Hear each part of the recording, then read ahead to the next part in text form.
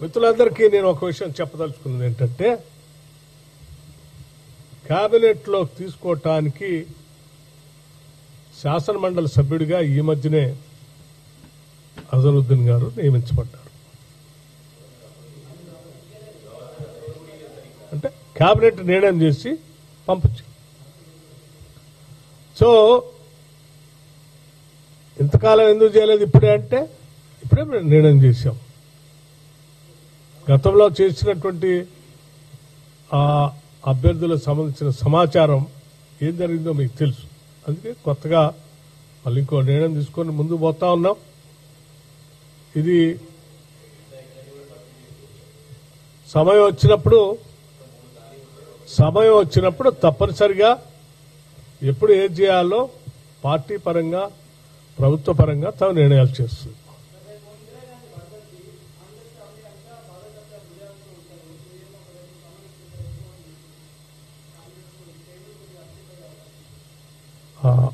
ఇందిరాగాంధీ గారు దేశ సమగ్రత, సమైక్యత, మత సామరస్యం, అన్ని వర్గాలకి సమానమైన అవకాశాలు కల్పించాలనేటువంటి ఒక గ్రేట్ సోషల్ రిఫార్మర్.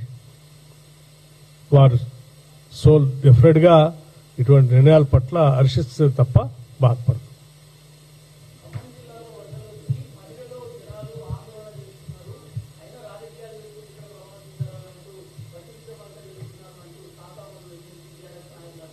తాత మధు ఎమ్మెల్సీ గారు ఏం మాట్లాడారో నాకు తెలియదు, కానీ మీరు అడిగిన ప్రశ్నకు మాత్రం నేను చాలా స్పష్టంగా సమాధానం చెప్పదలుచుకున్నాను. ఈ రాష్ట్ర ఉప ముఖ్యమంత్రిగా అట్లాగే ముఖ్యమంత్రిగా రేవంత్ రెడ్డి గారు, నేను, మిగతా మంత్రివర్గ సహచరులు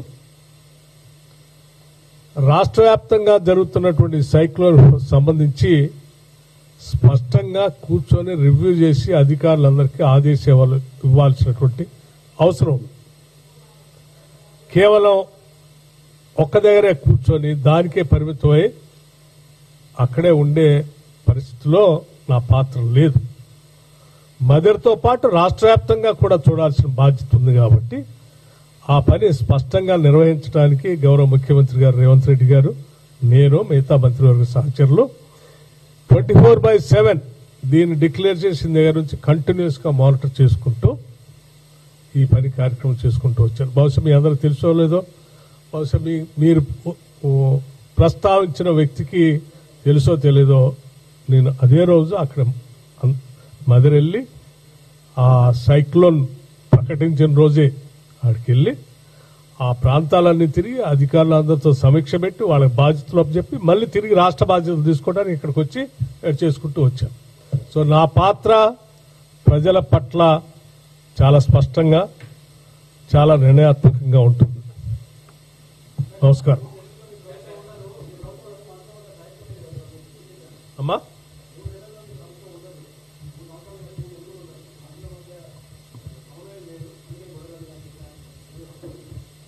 సరే, అవగాహన లేనటువంటి కొద్దిమంది ఏదో మాట్లాడుతూ ఉంటారు.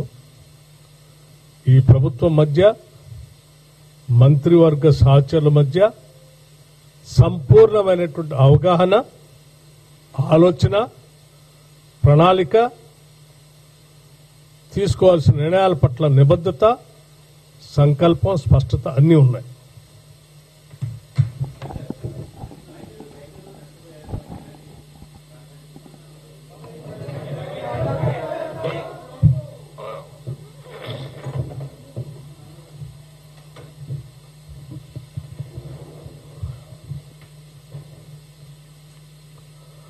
ఈ తుఫాను సంబంధించి ప్రభుత్వం అప్రమత్తంగా ఉంది.